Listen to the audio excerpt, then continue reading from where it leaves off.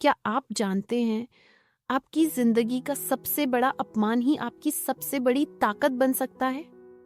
सोचिए, अगर आपका गुरु आपको सबके सामने इतना गिरा दे कि लोग आप पर हंसने लगे, तो क्या आप टूट जाओगे या वहीं से अपनी असली पहचान बनाओगे? आज की कहानी एक ऐसे शिष्य की है जिसने अपनी सबसे बड़ी बेइज्जती को अपनी सबसे बड़ी जीत में बदल दिया। और आखिरी 30 सेकंड में आपको ऐसा सच पता चलेगा जो आपकी सोच को हमेशा के लिए बदल देगा। तो चलिए अब कहानी शुरू करते हैं। बहुत समय पहले गौतम बुद्धा के आश्रम में एक शिष्य रहता था, सुमित। वह बहुत तेज दिमाग वाला था, लेकिन उसे अपने ज्ञान पर घमंड था। उसे लगता था कि वह बाकी सभी शिष्यों से बेहतर है और जल्दी ही सबसे बड़ा ज्ञानी बन जाएगा। एक दिन बुद्ध सभी शिष्यों को ध्यान सिखा रहे थे। सभी शांत बैठे थे, लेकिन सुमित बार बार आंखें खोलकर दूसरों को देख रहा था और मन ही मन उनकी गलतियां निकाल रहा था। ध्यान समाप्त हुआ तो बुद्ध ने उसे बुलाया और कहा, आज से तुम आश्रम में पानी भरने का काम करोगे। सुमित को यह सुनकर झटका लगा। उसके मन में गुस्सा भर गया। मैं इतना पढ़ा लिखा हूं और मुझे यह छोटा काम दिया जा रहा है। लेकिन उसने कुछ नहीं कहा और काम करने चला गया। अगले दिन वह गुस्से में पानी भर रहा था। उसने लापरवाही से घड़ा रखा और वह टूट गया। तभी बुद्ध वहां आए और सबके सामने बोले, जिस व्यक्ति का मन भरा हुआ होता है वह खाली घड़ा भी संभाल नहीं सकता।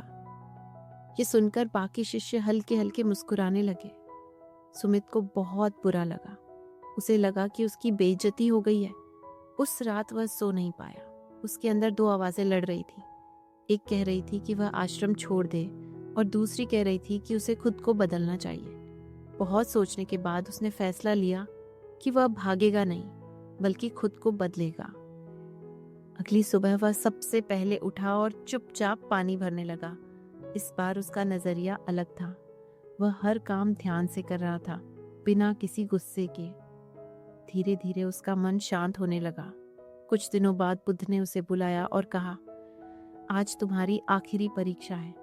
उन्होंने उसे एक गंदे बदबूदार तालाब से पानी भरने को कहा। सुमित तालाब के पास गया। पानी गंदा था और उसमें से बदबू आ रही थी। पहले वाला सुमित होता तो गुस्सा कर देता, लेकिन अब वह शांत था। उसने धीरे धीरे पानी भरना शुरू किया। शुरुआत में पानी बहुत गंदा था, लेकिन कुछ देर बाद जब उसने उसे छेड़ना बंद कर दिया तो वही पानी धीरे धीरे साफ दिखने लगा। जब वह वापस आया, बुद्ध मुस्कुराए और बोले, आज तुमने सबसे बड़ा ज्ञान पा लिया। सुमित ने पूछा, कैसे गुरुदेव? बुद्ध ने कहा, जैसे इस पानी को शांत रहने देने से ये साफ हो गया, वैसे ही मन को शांत रखने से जीवन भी साफ हो जाता है।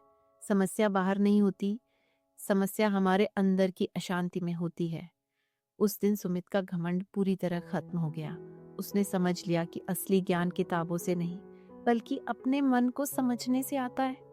और यही सच है, जिंदगी हमें बार बार परेशान करती है, लेकिन अगर हम शांत रहना सीख जाएं, तो हर समस्या अपने आप हल होने लगती है।